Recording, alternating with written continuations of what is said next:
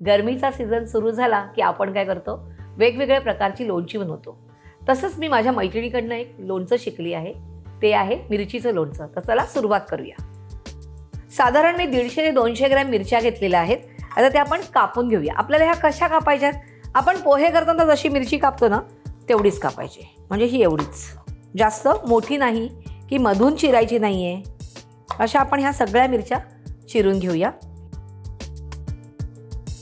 अशा प्रकारे सगळ्या मिरच्या मी कापून घेतलेल्या आहेत. ह्या एका मोठ्या बाउलमध्ये आपण घेऊया आणि आता हे ह्याच्यात घालूया सगळ्या.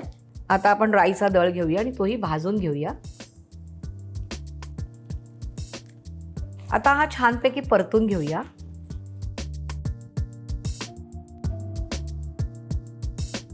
छान अशी परतून झालेली आहे. आता आपण ही काढून घेऊया आधी.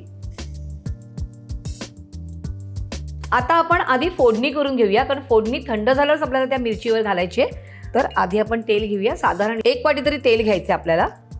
तेल छानपैकी गरम होऊन द्यायचं आहे. तेल गरम झालेलं आहे, त्याच्यात आपण घालूया 1 टेबलस्पून राई. राई घातलेली आणि राई तडतडायला लागलेली आहे. जास्त तडतडून द्यायची नाही किंवा नाहीतर मग ते लोणचं कडू लागणार आपल्याला. तडतडली की मी गॅस बंद करणार आहे.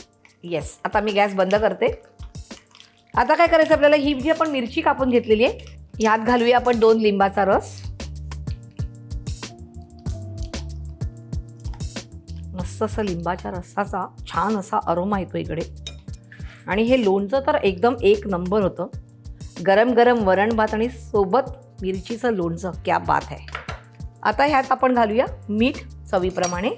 ह्यात घालूया आपण अर्धा टीस्पून हळदी पावडर. इथे मी मेथी घेतलेली आहे, साधारण अर्धा टीस्पून मेथी आहे. ती आपण थोडीशी कुटून घेऊया. मेथी मस्त कुटून झालेली आहे. आता आपण ती काढून घेऊया.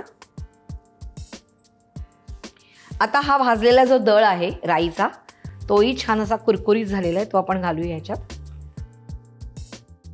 आणि सगळ्यात शेवटी आपण जी फोडणी केलेली आहे ती थंड झालेली आहे, ती घालूया. आणि आता हे छानपैकी मिक्स करायचं आहे.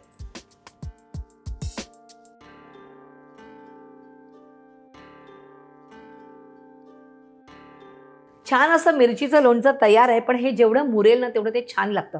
असं पण तुम्ही खाऊ शकता. आपण काय करायची, काचेची बरणी घ्यायची, स्वच्छ धुवायची, छान पुसायची आणि उन्हामध्ये थोडीशी ती वाळवून घ्यायची की आपलं लोणचं छान टिकतं. कारण त्याच्यामध्ये पाण्याचा अंश जर गेला तर मग लोणचं खराब होतं. तुम्ही हे लोणचं करून बघायचं आहे, मला कमेंट्समध्ये कळवायचं आहे. आणि अशा छान छान रेसिपीसाठी पाहत राहायचं आहे रुचकर मेजवानी. आणि रुचकर मेजवानीला लाईक, शेअर आणि सबस्क्राईब करायला तर अजिबात विसरायचं नाही.